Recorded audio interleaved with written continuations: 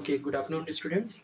Today we are starting from today onwards. We are starting a new unit, unit number 4, and unit number 4 is convolutional codes. Unit number 4 is convolutional code. Okay, so today we are only discussing the basics of convolutional codes, और इसके बाद वाली class में हम लोग इसके बाद के सारे टॉपिक्स को अच्छे से स्टडी करेंगे. ठीक है. Today classes only depends on the basics of convolutional code. That means convolutional code क्या होता है और इसे कैसे जनरेट किया जाता है ना, ये और इसके जनरेट करने के कौन कौन से मेथड्स होते हैं, ये सब हम लोग सिर्फ थ्योरेटिकल एक्सप्लेनेशन देखेंगे आज की क्लास में, सिर्फ और सिर्फ बेसिक्स देखेंगे. फिर इसके लिए जो भी मैथमेटिकल सॉल्यूशन होता है, कैसे इसको जनरेट किया जाता है, and what are the different methods to represent by using graphical methods, by using tree method, by using straight diagram, and there are various methods through which we can represent the convolutional code. ये सब हम लोग इसके बाद वाली class में देखेंगे. ठीक है. आई होप सभी को मेरी वॉइस क्लियर आ रही होगी, है ना. तो जल्दी से हम लोग अपना लेक्चर स्टार्ट करते हैं. तो बेटा इससे पहले वाले लेक्चर में हम लोगों ने यूनिट नंबर 2 अपनी कंप्लीट की है ना. यूनिट नंबर 2, दैट मीन्स हमारी यूनिट नंबर 2 थी linear codes and cyclic codes. ठीक है. यूनिट नंबर 2 क्या थी हमारी? यूनिट नंबर 2 थी हमारी linear codes and cyclic codes, है ना. वहां पे हम लोगों ने दो टाइप के कोड्स देखे थे. ठीक. लीनियर कोड की प्रॉपर्टी क्या है? लीनियर कोड की डेफिनेशन क्या है? Linear code are that type of codes in who follow the property of linearity. Linear codes are that type of code who follow the property of linearity. यही मतलब होता है linear codes का, है ना. और जब हम साइक्लिक कोड पढ़े थे तो साइक्लिक कोड की प्रॉपर्टी क्या होती थी? Cyclic codes are those cyclic codes are those who follow the property of who follow the cyclic property as well as the linearity property, है ना. तो साइक्लिक कोड ऐसे कोड्स होते थे जो साइक्लिक प्रॉपर्टी को भी फॉलो करते थे, लीनियरिटी प्रॉपर्टी भी फॉलो करते थे. लेकिन लीनियर कोड ऐसे कोड होते थे जो सिर्फ और सिर्फ लीनियर प्रॉपर्टी को फॉलो करते थे. ठीक है. अब मुझे मुझे ऐसी उम्मीद है आप लोगों से कि किसी को मुझे वापस से एक्सप्लेन नहीं करना होगा. आप लोगों को एक्सप्लेन करने की भी जरूरत नहीं होगी कि लीनियरिटी क्या होती है, लीनियरिटी प्रॉपर्टी क्या होती है. अगर आप लोग पिछले सारे लेक्चर्स अटेंड किए हैं तो आप लोगों को याद होगा कि मैंने वहाँ पे आप लोगों को लीनियरिटी प्रॉपर्टी क्या होती है, मैंने आप लोगों को वहाँ पे ठीक से बताया था, है ना. तो यहाँ पे ज़्यादा और एक्सप्लेन करने की आप लोगों को ज़रूरत नहीं होगी. मुझे ऐसा लगता है आप सभी को ठीक से समझ में आ गया होगा. ठीक है. तो तो आज की क्लास क्या है? आज की क्लास है हमारी कॉन्वोल्यूशनल कोड. ठीक है. अच्छा. तो जब हम लोगों ने स्टार्टिंग के दो यूनिट्स पढ़े थे बेटा, जब हम लोगों ने स्टार्टिंग के दो यूनिट्स पढ़े थे क्या, जब हम लोग पिछले यूनिट को डील कर रहे थे, तो वहां पे जो दोनों टाइप के codes, that means linear code as well as convolutional code, दोनों कोड में की ये प्रॉपर्टी तो अलग थी कि एक लीनियर प्रॉपर्टी को फॉलो करता था, एक लीनियर और साइक्लिक दोनों प्रॉपर्टी को फॉलो करता था. लेकिन दोनों में एक कॉमन टर्म भी था, दोनों में एक कॉमन बिहेवियर भी था, जिसके कारण हमने उसे एक ही यूनिट में स्टडी किया, है ना. क्या कॉमन बिहेवियर था? उस कॉमन बिहेवियर को कहते हैं they both R block codes. They both R block codes, है ना. और क्योंकि वो ब्लॉक कोड्स थे बेटा, इसीलिए जब हम उन्हें रिप्रेजेंट कर रहे थे, और क्योंकि वो ब्लॉक कोड्स थे इसलिए जब हम उन्हें रिप्रेजेंट कर रहे थे, उन्हें रिप्रेजेंट करने के लिए हम इस टाइप के एक ब्रैकेट का यूज करते थे, अगर आप लोगों को याद होगा, है ना. हम लोग एन कॉमा के लिखते थे, और ये एन कॉमा के ही आपको बताता है कि जो भी आपका कोड है वो आपका ब्लॉक कोड है. वो आपका क्या है बेटा? वो आपका ब्लॉक कोड है. तो ये स्टार्टिंग के जो हम लोग ने पिछले यूनिट में जो दोनों कोड पढ़ा है, उन दोनों में ये कॉमन था कि दोनों ही हमारे ब्लॉक कोड्स थे. क्लियर बात यहां तक सबको समझ में आया? Now what is the mean of block codes? है ना. ब्लॉक कोड मतलब क्या होता है? ब्लॉक कोड मतलब ये होता है बेटा कि सपोज ब्लॉक कोड मतलब ये होता है कि suppose we consider a 3 bit message. m equals to suppose we consider a 3 bit message m equals to, एक मिनट, है ना. Suppose we consider a 3 bit message m equals to m1 m2 m3. एक minute.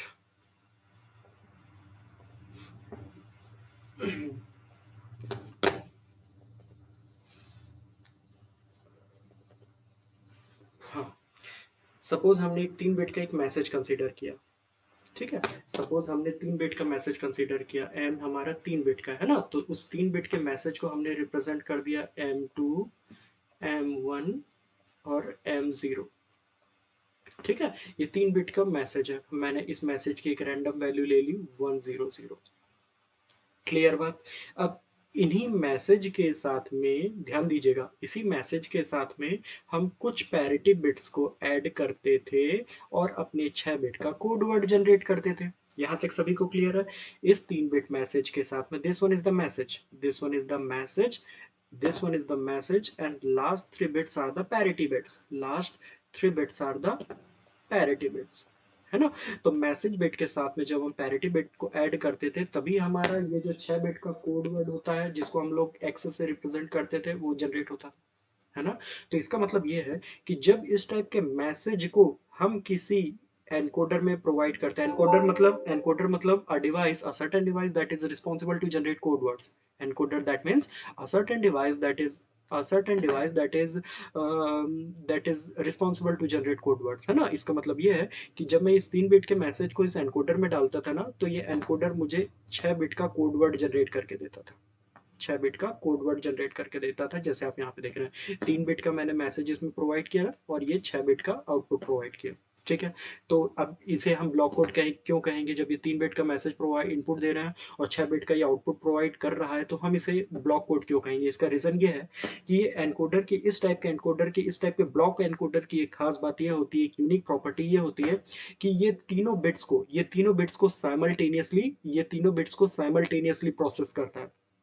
बात समझ में आई? ये तीनों bit को साइमल्टेनियसली प्रोसेस करता है। साइमल्टेनियसली प्रोसेस करने का मतलब ऐसा इसके लिए ऐसी कोई लिमिटेशन नहीं होती कि जब तक एक बिट के साथ में हम एनकोडिंग कर रहे हैं तो दूसरी बिट को प्रोसेस ना करें, ऐसा नहीं होता था। ठीक है, ये मैं पिछले यूनिट की बात कर रहा हूँ, पिछले यूनिट का समझा रहा हूँ आप लोगों को। पिछले यूनिट में हम लोगों ने ब्लॉक कोड्स पढ़ा था और ब्लॉक कोड्स में जो भी कोड होते हैं वो ब्लॉक के फॉर्म में ही प्रोसेस होते हैं। मतलब ब्लॉक के फॉर्म में प्रोसेस करने का मतलब सारे कोड्स एक साथ प्रोसेस होते हैं और अकॉर्डिंगली हमें कोड वर्ड जनरेट करके देते थे। सभी को यहाँ तक बात समझ में आई है? दैट मीन्स अगर मेरा 4 बिट का डेटा है बेटा तो चारों बिट एक साथ एनकोडर में पुट किए जाते थे और एक साथ हमें जो भी 6 बिट का डेटा है हमें आउटपुट में मिलता था। सभी को आई थिंक ये जो मैंने बातें समझाई ये सभी को यहाँ तक क्लियर है? ठीक है, अब देखते हैं इसमें। लेकिन जो हमारा कॉन्वोल्यूशनल कोड है जो हमें इस यूनिट में स्टडी करना है, ध्यान दीजिएगा, जो भी हमारा कॉन्वोल्यूशनल कोड है जो हमें इस यूनिट में स्टडी करना है इसका एक दूसरा नाम है सिक्वेंशियल कोड। ठीक है, convolutional code is also known as sequential code. Now what is the mean of sequential code? Sequential code means it process the message signal sequentially, है ना? It process the message signal sequentially. Now what is the mean of process sequentially? Process sequentially means it process the message bit by bit, it process the message bit by bit। अब bit by bit कहने का क्या मतलब है आप वो समझिए। अब बिट बाय बिट प्रोसेस करने का मतलब क्या है वो समझिए। अब जो हमारा इस यूनिट में जो हमें कॉन्वोल्यूशनल कोड स्टडी करना है बेटा, इस यूनिट में हमें कौन सा कोड स्टडी करना है? Convolutional, LUTION AL। इस यूनिट में जो हमें कॉन्वोल्यूशनल कोड स्टडी करना है बेटा उसमें अगर हम ये 3 बिट प्रोवाइड कर रहे हैं, इसमें हम अगर 3 बिट प्रोवाइड कर रहे हैं किसी भी एनकोडर में, है ना? और हमेशा ध्यान रखना बेटा जब भी हम कोडिंग की बात करते हैं तो एनकोडर होगा ही। बात समझ में आई? भले ही हम लिखें ना लिखें लेकिन आपको ध्यान रखना है encoder is a device that is responsible to for the encoding. ठीक है, तो इस यूनिट में क्या होगा, जब हम इनपुट को प्रोवाइड करेंगे एनकोडर में तो एनकोडर इस सारे मैसेज को एक साथ ऑपरेट नहीं करेगा, एक साथ प्रोसेस नहीं करेगा। बात समझ में? ये कैसे प्रोसेस करेगा? ये बिट बाय बिट प्रोसेस करेगा। दैट मीन्स फर्स्ट वो सिर्फ और सिर्फ इस जीरो के साथ एनकोडिंग करेगा, इस जीरो के साथ एनकोडिंग करेगा और इस एक बिट के अकॉर्डिंग ये एक बिट का आउटपुट प्रोवाइड करेगा। बात समझ में आ रही है? वो एक बिट के अकॉर्डिंग एक बिट का आउटपुट प्रोवाइड करेगा। ठीक है, यहां तक सबको समझ में आया? वैसे ही जब ये सेकंड वाला जीरो इनपुट प्रोवाइड किया जाएगा बेटा, जब ये सेकंड वाला जीरो इनपुट प्रोवाइड किया जाएगा तो इस सेकंड वाले जीरो के अकॉर्डिंग वो सेकंड आउटपुट प्रोवाइड करेगा और जब ये थर्ड वाला इनपुट इसमें प्रोवाइड किया जाएगा तो इस थर्ड वाले के अकॉर्डिंग वो तीसरी बिट जनरेट करेगा। बात सबको समझ में आई यहां तक? ठीक है, तो यहां पे क्या हो रहा है बेटा, यहां पे जो भी हमारा ऑपरेशन हो रहा है वो बिट बाय बिट हो रहा है। That's why this type of convolutional code is known as sequential code. This type of convolutional code is known as sequential code. ठीक है। अब ये इनपुट सपोज जैसे मैं आप लोगों को अभी एग्जांपल समझाया हूँ, यहाँ पे आप लोगों को इनपुट 3 बिट दिख रही है और यहाँ पे आप लोगों को जो भी आउटपुट है, यहाँ पे आप लोगों को आउटपुट भी 3 बिट के दिख रही है, इनपुट भी 3 बिट की दिख रही है और यहाँ पे जो आउटपुट है वो भी आप लोगों को 3 बिट का दिख रहा है। ठीक है। तो इसमें इनपुट कितने बिट का है और आउटपुट कितने बिट का है, ये पूरा डिपेंड करता है इस एनकोडर के ऊपर। ये किस पर डिपेंड करता है? इस एनकोडर के ऊपर, कि अगर हमारा इनपुट कितने बिट का है तो आउटपुट कितने बिट का आएगा, है ना। क्योंकि अगर एनकोडर की मैं डिजाइन चेंज कर दूं, ये पूरा डिपेंड करता है एनकोडर की डिजाइनिंग के ऊपर। ठीक है। अगर मैं एनकोडर की डिजाइन चेंज कर दूं तो सपोज मैंने ये दूसरा एनकोडर बनाया बेटा, है ना, मैंने ये दूसरा एक एनकोडर बनाया, ये एनकोडर नंबर 2 है। इसकी डिजाइन पहले वाले एनकोडर की डिजाइन से डिफरेंट है, इसके डिजाइन पहले वाले एनकोडर की डिजाइन से डिफरेंट है और इसमें भी मैं सेम ही मैसेज प्रोवाइड कर रहा हूँ। ठीक है।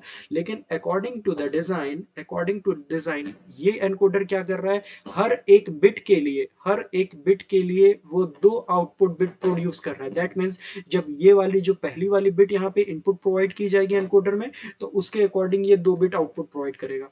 जब ये दूसरी वाली बिट यहाँ पे इनपुट प्रोवाइड की जाएगी तो उसके अकॉर्डिंग वो 2 बिट आउटपुट प्रोवाइड करेगा। जब तीसरी वाली बिट इसमें एज ए इनपुट प्रोवाइड की जाएगी तब उसके अकॉर्डिंग ये 2 बिट प्रोवाइड करेगा। ठीक है। तो अब यहाँ पे आप देखेंगे कि again the message is of 3 bits but at the time the code word is of 6 bit, है ना। तो यहाँ पे ये पूरा डिजाइनिंग होता है, पूरा डिपेंड करता है इस एनकोडर के ऊपर। बात सबको समझ में आ रही है। और इस टाइप का जो एनकोडर होता है ना बेटा, इस टाइप के एनकोडर को हम लोग कहते हैं कॉन्वोल्यूशनल एनकोडर। क्या कहते हैं हम लोग इसको? Convolutional encoder. The encoder that produce the convolutional code, the encoder that produces the convolutional code is known as convolutional encoder. Clear बात है? यहां तक आई थिंक सभी को समझ में आ गया होगा। इसको इसमें कोई दिक्कत नहीं होनी चाहिए। ठीक है। फिर भी अगर किसी को दिक्कत है तो आप लोग चैट बॉक्स में अपने अपने डाउट पूछ सकते हैं। मैं अभी मैं आप लोगों को डेफिनेटली रिप्लाई करूंगा। ठीक है। चलिए अब आगे देखते हैं। हम्म, आगे देखते हैं। ये तो सब लोगों को समझ में आ गया कि convolutional code process the input in sequence, so that's why it is also known as sequential code, है ना। और जैसे आप लोग यहाँ पे देखिए, here block diagram of convolutional code is shown in that this encoder is known as, here this encoder is known as convolutional encoder, and these k1 small k1 small k2 and small k3 are the message bits. Small k1 small k2 and small k3 are the message bit. When we provide this bits into the encoder, so this encoder process the message bit by bit. It means that according to this k1 it produces the output n1, according to this k2 it produces the output n2, and according to this k3 it produces the output n3। Clear बात है? I think ये सब आप लोगों को समझ में आ गया होगा कि यहाँ पे जो ऑपरेशन हो रहा है वो बिट बाय बिट ऑपरेशन हो रहा है। ठीक है। आई थिंक सभी को यहाँ तक समझ में आ गया होगा, कोई दिक्कत नहीं होनी चाहिए किसी को। ठीक है। चलो यहाँ पे जैसे मेंशन कर दिया गया है, here K is known as information frame. Information is nothing but a message, information is nothing but a message. ठीक है। If we represent the internal structure of this code word, अब मैंने जैसे आप लोगों को बताया था कि कितने बिट के अकॉर्डिंग, कितने बिट मैसेज के अकॉर्डिंग कितने बिट आउटपुट जनरेट होगा, it totally depends on the designing of encoder, है ना। It only depends on the designing of encoder, how we design it, है ना। So according to designer there are the various type of encoder design, there are the various type of encoder design। आप लोगों को समझाने के लिए उतने सारी एनकोडर डिजाइनिंग में से मैंने एक एनकोडिंग डिजाइनिंग को ले लिया। आप लोगों को समझाने के लिए उतनी एनकोडिंग डिजाइनिंग में से मैंने एक एनकोडिंग डिजाइनिंग को यहाँ पे कंसीडर किया। ठीक है। दिस वन इज द ध्यान दीजिएगा, this one is the internal structure of encoder, this one is the internal structure of encoder, this one is the internal structure of encoder। बात सभी को क्लियर है बेटा, है ना। ये जो हमारा डायग्राम है ये हमारा एनकोडर के इंटरनल स्ट्रक्चर को रिप्रेजेंट कर रहा है। ये जो हमारा डायग्राम है ना, ये हमारे एनकोडर के इंटरनल स्ट्रक्चर को रिप्रेजेंट कर रहा है। क्लियर बात है बेटा? सभी को समझ में आ रहा है यहाँ तक? ठीक है। ओके। अब यहाँ पे देखो, यहाँ पे जो ध्यान दीजिएगा, यहाँ पे जो स्मॉल m है वो हमारी प्रेजेंट बिट है। स्मॉल एम इज, अभी सिर्फ आप लोग जो टर्म्स है आप लोग वो टर्म्स ध्यान रखिए, बाकी आगे धीरे धीरे मैं आप लोगों को पूरा एक्सप्लेन करूंगा कि how we provide the message to to this encoder and how the output is generated, है ना। अभी सिर्फ आप लोग टर्म्स क्लियर रखिए। This small m is known as present bit, this small m is known as present bit, and this m1 and m2, this m1 and m2 known as the past bit। Clear बात सभी को? This m is known as present bit and these m1 and m2 are known as past bit, है ना। तो जो भी हम लोग बिट प्रोवाइड करेंगे वो यहाँ पे स्टोर होगी। अब ये कैसे प्रोसेस होगा हम लोग धीरे धीरे देखेंगे, अभी सिर्फ आप लोग समझते रहिए। This one is the present bit, this small m is known as present bit, this m1 and this m2 is known as past bit। Clear है? Now this one is the mod 2 operator, this one is the mod 2 operator। Clear है? mod 2 operator is responsible to act as a responsible to generate the XOR output, है ना। Responsible to generate the XOR output, मतलब इसमें जो भी हमारा mod to operator होता है वो एक्सॉर का आउटपुट प्रोवाइड करता है हमेशा। ध्यान रहेगा सभी को। तो यहाँ पे जो भी हमारी डिजाइनिंग है इस टाइप के एनकोडर के डिजाइनिंग में, यहाँ पे दो मॉड टू ऑपरेटर का यूज किया गया है। यहाँ पे दो मॉड टू ऑपरेटर का यूज किया गया है। ठीक है, अब मैं चैट बॉक्स देख रहा हूँ, मुझे सभी का रिप्लाई चाहिए कि यहाँ तक समझ में आया है कि नहीं, उसके बाद ही हम आगे चलेंगे। मुझे चैट बॉक्स में अभी 10 स्टूडेंट्स ऑनलाइन है, 14 स्टूडेंट्स ऑनलाइन है, मुझे रिप्लाई चाहिए यहाँ तक सभी को समझ में आया है कि नहीं, उसके बाद हम लोग आगे चलेंगे। अमरप्रीत, सुमन, सृजन, अनिशा, अमिस, दिव्या, पलक, त्रिषा, योगेश, आकांक्षा, तेजस्विनी, कंचन, इशिता, सौम्य, ऋचा, मुझे रिप्लाई चाहिए बेटा। यहाँ तक सभी को समझ में आया क्या? एक बार रिप्लाई कर दीजिएगा सभी, फिर हम लोग आगे बढ़ते हैं। ठीक है तेजस्विनी, ठीक है दिव्या, ठीक है बेटा। मतलब 1 2 3 4 5 6 स्टूडेंट अभी, 7 स्टूडेंट अभी लाइव है। चलो ठीक है, चलो ठीक है बेटा, है ना। तो ये आप देखो, जब हम लोग कोई भी एनकोडर डिजाइन करेंगे ना बेटा, तो एक चीज ध्यान रखना है ना। जैसे मैंने यहाँ पे दो ही मॉड टू ऑपरेटर लिए हैं ना, मॉड टू ऑपरेटर मतलब एक्सॉर गेट। तो जैसे मैंने यहाँ पे दो ही मॉड टू ऑपरेटर लिए हैं, तो ये हमेशा फिक्स नहीं है। यहाँ पे मैं 3 भी ले सकता हूँ, 4 भी ले सकता हूँ, आप अपने अकॉर्डिंग 10 भी ले सकते हैं। बात समझ में आई? तो ये डिजाइनर टू डिजाइनर, ये जो कनेक्शन है ना, जैसे आप लोग यहाँ पे कनेक्शंस देख रहे हैं, जैसे आप लोग ये सारे कनेक्शंस जो आप लोग देख रहे हैं, ये इनपुट गया है, ये इनपुट यहाँ गया है, ये इनपुट यहाँ पे आया है। तो ये डिजाइनर टू डिजाइनर वेरी होता है, इसमें आपको बिल्कुल भी याद करने की बात नहीं है ना। ये आपके अकॉर्डिंग आप लोग कुछ भी पुटअप कर सकते हैं, कैसे भी आप लोग ये डिजाइन कर सकते हैं। क्लियर बात यहाँ तक सबको समझ में आया है? ठीक है। तो अब जो मैंने आप लोगों को बताया कि ये कनेक्शन जो मैंने बनाया ये अपने अकॉर्डिंग में कुछ भी कर सकता था। अब आप लोगों को समझाने के लिए मैं अपनी एक डिजाइन करता हूँ। ठीक है, मैं एक अपनी एक डिजाइन कर रहा हूँ। मैं एक एनकोडर बनाने जा रहा हूँ बेटा। मैं क्या कर रहा हूँ, मैं एक एनकोडर बनाने जा रहा हूँ। मैं एक एनकोडर बनाने जा रहा हूँ।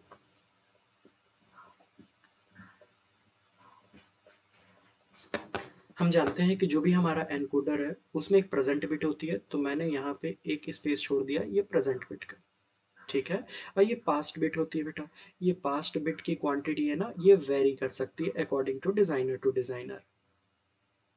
बात समझ में आई? तो सपोज मैं यहाँ पे दो ही बिट ले रहा हूँ, दो ही बिट ले रहा हूँ, तो इसको मैं क्या रिप्रेजेंट कर देता हूँ, इसको मैं दो ही बिट ले रहा हूँ तो इसको मैं रिप्रेजेंट कर देता हूँ बेटा m1, और इसको मैंने रिप्रेजेंट कर दिया m2, और क्योंकि ये प्रेजेंट बिट है वो है हमारी m, है ना। अब इसका प्रेजेंट बिट और पास्ट बिट इसका क्या मतलब होता है, suppose suppose a message is 101, है ना। Suppose a message is 101 and we provide this message to the encoder. तो इसका मतलब ये होता है कि जब इस टाइप के मैसेज को प्रोवाइड किया जाएगा ना बेटा, तो सबसे पहले ये जो हमारा वन है ना, ये हमारा यहाँ पे आएगा इस एम की जगह, इस एम की जगह ये वाला जो वन है, ये जो हमारा लास्ट वाली जो बिट है, ये हमारी यहाँ पे प्रोसेस होगी। बात समझ में आई? और स्टार्टिंग में ये जो हमारी दोनों बिट्स होंगी, ये जो हमारी दोनों बिट्स होंगी ना बेटा, इसकी वैल्यू स्टार्टिंग में हमारी 0 0 होगी, क्योंकि पास्ट तो कुछ है ही नहीं। क्योंकि अगर मैंने अभी एनकोडर को स्टार्ट किया है तो एनकोडर में तो पास्ट वैल्यू कुछ स्टोर ही नहीं होगी, और क्योंकि पास्ट वैल्यू कुछ स्टोर नहीं होगी इसलिए हम यहाँ पे 0 0 लिख सकते हैं। क्लियर बात है, सबको समझ में आ रही है यहाँ तक? चलिए, मैं यहाँ पे मॉड 2 ऑपरेटर ले रहा हूँ। मैंने यहाँ पे कितने मॉड 2 ऑपरेटर ले लिए? मैंने यहाँ पे 2 मॉड 2 ऑपरेटर ले लिए। ठीक है। अब दोनों मॉड 2 ऑपरेटर में मैं अपने अकॉर्डिंग कोई भी कनेक्शन कर रहा हूँ। जैसे मैंने ये कर लिया और ये कर लिया, है ना? ये दो मॉड का मैंने बीच में ऑपरेशन ये कर लिया, और यहाँ से एक मैंने इनपुट इसमें प्रोवाइड कर दिया, और मैंने यहाँ पे इसमें प्रोवाइड कर दिया, और इसके आउटपुट को मैंने रिप्रेजेंट कर दिया x1, और इसके आउटपुट को मैंने रिप्रेजेंट कर दिया x ऑफ 2। अब बताइए, किसी को यहाँ तक कुछ दिक्कत है? नहीं है। अब ये सारे जो बिट्स है ना बेटा, इनको मैंने आपस में कनेक्ट कर दिया।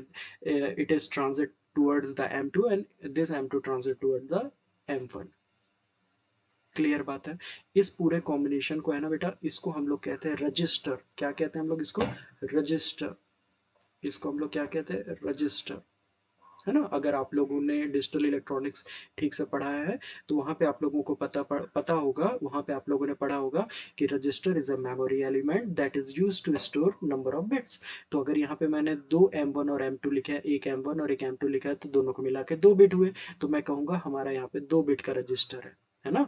तो डिजाइनर टू डिजाइनर ये 3 बिट के, 4 बिट के, 5 बिट के, 6 बिट के, कुछ भी हो सकते हैं, लेकिन ये प्रेजेंट बिट का कॉलम है, प्रेजेंट बिट वाला जो ब्लॉक है वो हमेशा एक रहेगा, क्योंकि एट अ टाइम सिर्फ और सिर्फ एक ही बिट इंसर्ट होगी, है ना? तो ये हमेशा 1 0 होगा जो हमारा प्रेजेंट बिट है, लेकिन जो हमारी पास्ट बिट है वो अकॉर्डिंग टू डिजाइनर, ये हमारा according to register capacity it can be very.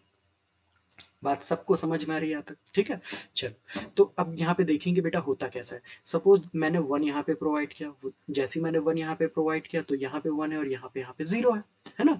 तो ये जो यहाँ पे मैंने जो x1 लिखा है और यहाँ पे जो मैंने x2 लिखा है ना बेटा, ये हमारे आउटपुट बिट्स है।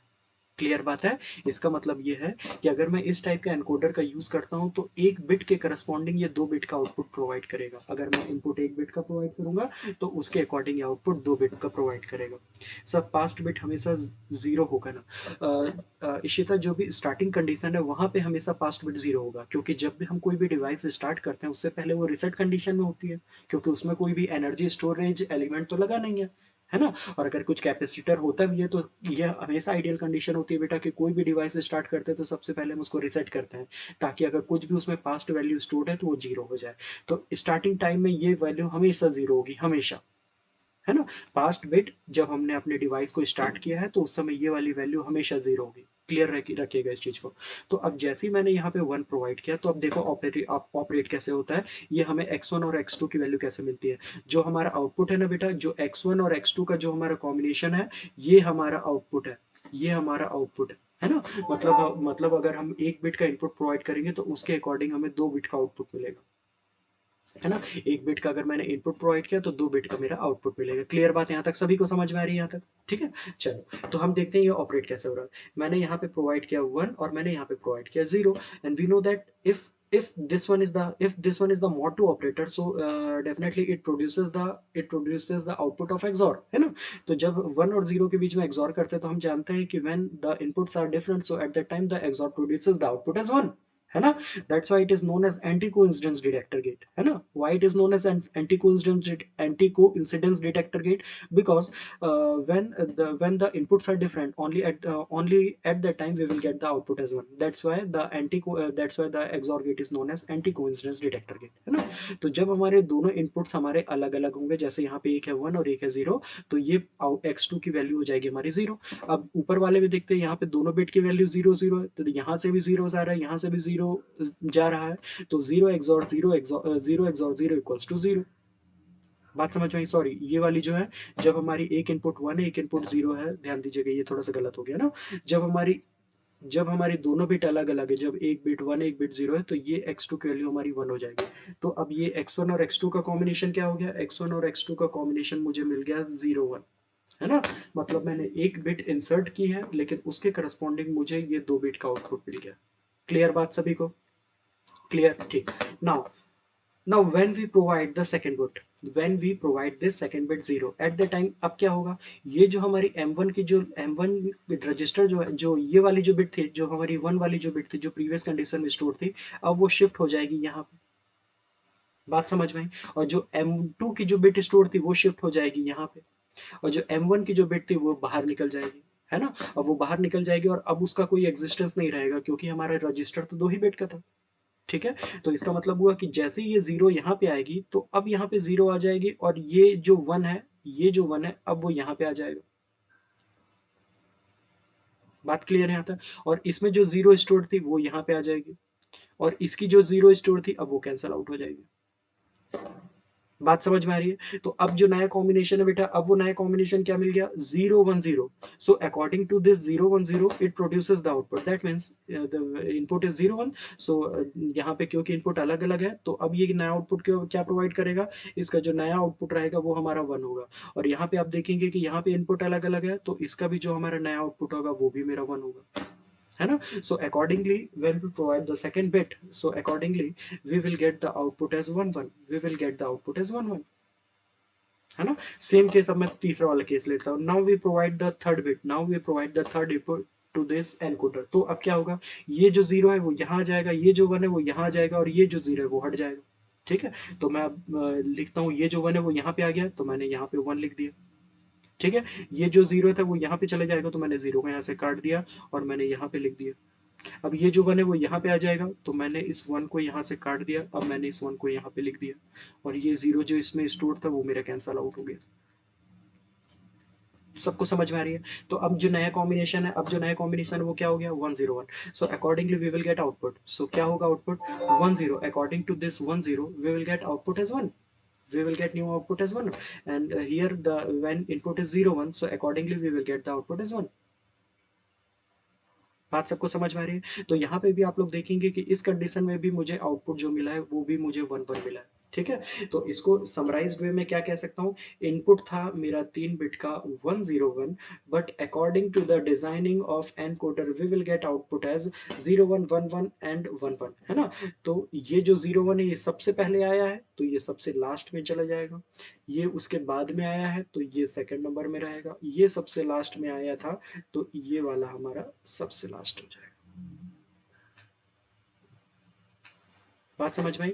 इस 1 के अकॉर्डिंग ये जनरेट हुआ, इस 0 के अकॉर्डिंग ये जनरेट हुआ और इस 1 के अकॉर्डिंग ये जनरेट हुआ। ठीक है?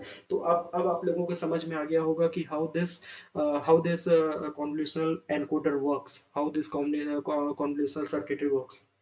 सबको समझ में आ गया बेटा?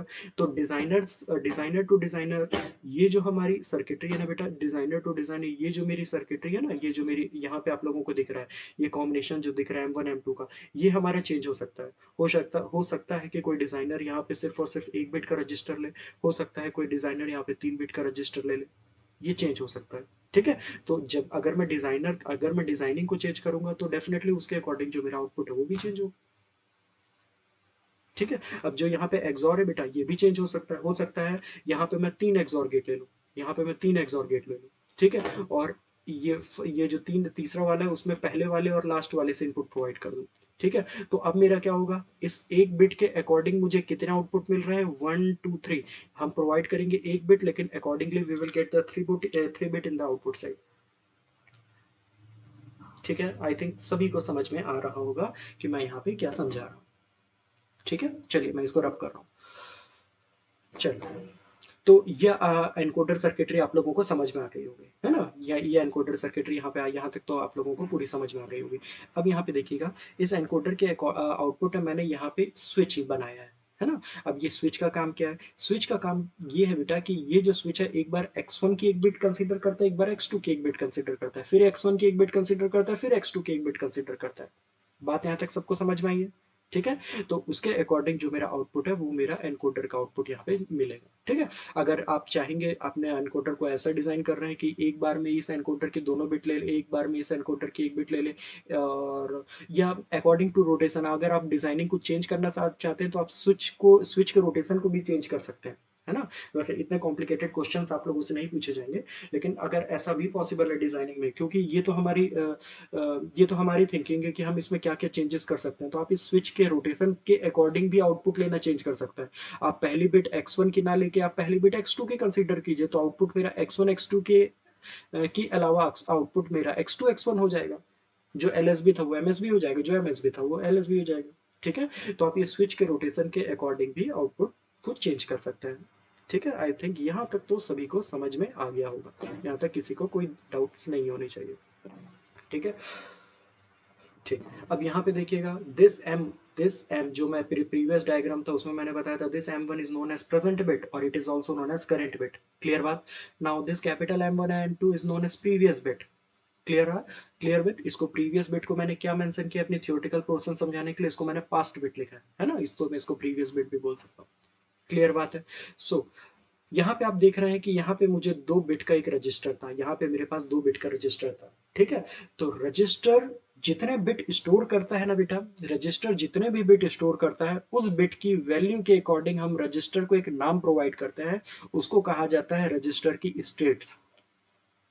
बात समझ में आई। जैसे हमारे पास यहाँ पे 2 बिट का रजिस्टर था, तो 2 बिट से हमें यहाँ पे 4 पॉसिबल कॉम्बिनेशन मिल सकते थे, 00 01 10 and 11, है ना। तो इस 01 को मैंने अपने एक्सप्लेनेशन पॉइंट ऑफ व्यू से अपने समझाने के लिए मैंने इस 00 को नाम दे दिया ए स्टेट। तो अब कभी भी अगर 00 लिखा होगा तो मैं उस 00 को सीधे मैं समझूंगा, अगर मैं डिजाइनर हूं तो मैं समझूंगा कि हमारा जो सर्किट है वो ए स्टेट में मूव कर रहा है। ठीक है। अब अगर हमारा जो इनपुट है अगर वो मेरा 01 है तो मैं समझूंगा कि जो हमारा जो जो एनकोडर वो अभी बी स्टेट में है ना। वैसे अगर मेरा 10 है तो हम ये समझेंगे कि जो हमारा जो एनकोडर है वो भी सी स्टेट में, 1 1 रखेंगे तो मैं ये समझूंगा कि हमारा जो एनकोडर है वो डी स्टेट में। ठीक है। तो ये जो भी मैंने यहाँ पे मेंशन किया ना बेटा ये चेंज हो सकता है। ठीक है। आप ऐसा भी कर सकते हैं कि ये जो 10 है ना आप इसको बी माने। आप ऐसा भी कर सकते हैं कि ये जो 10 है इसको आप लोग बी माने और जो 01 है इसको आप लोग सी माने। आप लोग ऐसा भी कर सकते हैं क्योंकि ये पूरा डिजाइनर का काम है कि वो किस स्टेट को किस नाम से रिप्रेजेंट करना चाहता है। क्लियर बात है, यहाँ तक सभी को समझ में आ गया होगा आई थिंक। ठीक है। ठीक है। Okay. Now the representation of XOR now the representation of convolutional codes. ठीक है। कॉन्वोल्यूशनल कोड को रिप्रेजेंट करने के मेथड्स होते हैं। एक को कहा जाता है बेटा कोड ट्री, एक को कहा जाता है स्टेट डायग्राम और एक को कहा जाता है ट्रेलिस डायग्राम। सबको समझ में आ गया। When we want to represent any convolutional code by using some graphical structure, then there are the 3 different methods through which we can represent it. These are, first one is the code tree, second one is the state diagram, and the last one is the trellis diagram. याद रहेगा सभी को। ठीक है। तो आज की class के लिए हम लोग इतना ही रहने देते हैं, है ना। तो आप लोगों से मैं एक्सपेक्ट कर रहा हूँ कि आप लोग अपने नोट्स में अपने मन से और भी ये एनकोडर डिजाइन करिए डिफरेंट टाइप के और आउटपुट प्रोड्यूस कीजिए। अगर कुछ भी आप लोगों को समझ में नहीं आ रहा तो मुझे स्क्रीनशॉट लेके भेजिए कि यहाँ पे क्या दिक्कत हो रही है, मैं डेफिनेटली रिप्लाई करूंगा। लेकिन जब तक आप लोग खुद से नहीं समझेंगे ना तब तक कुछ भी नहीं होगा, है ना। अगर आप लोग अभी सिर्फ लेक्चर देख रहे होंगे, अपने मन से सॉल्व नहीं कर रहे होंगे, तो हो सकता है आप लोगों को उतने अच्छे समझ में नहीं आएगा। लेकिन लेक्चर को रिपीट करके देखिएगा, कॉपी में एक बार बना के देखिएगा, तो डेफिनेटली ये इतना पोर्शन आप लोगों को जो भी आज की क्लास में हमने बेसिक किया बेटा पूरा आप लोगों को समझ में आ जाएगा। ठीक है। तो नेक्स्ट लेक्चर से हम लोग इसके रिप्रेजेंटेशन को देखेंगे और कितने टाइप के रिप्रेजेंटेशन किए जा सकते हैं, ये सब हम लोग अपने नेक्स्ट लेक्चर में अच्छे से स्टार्ट करेंगे। ठीक है। आई होप सभी को अच्छे से समझ में आ गया होगा। अगर किसी को भी कुछ भी डाउट होगा बेटा तो आप लोग चैट बॉक्स में रिप्लाई कर सकते हैं, अदरवाइज आज का लेक्चर हम यहाँ पे कंप्लीट करते हैं। Thank you so much.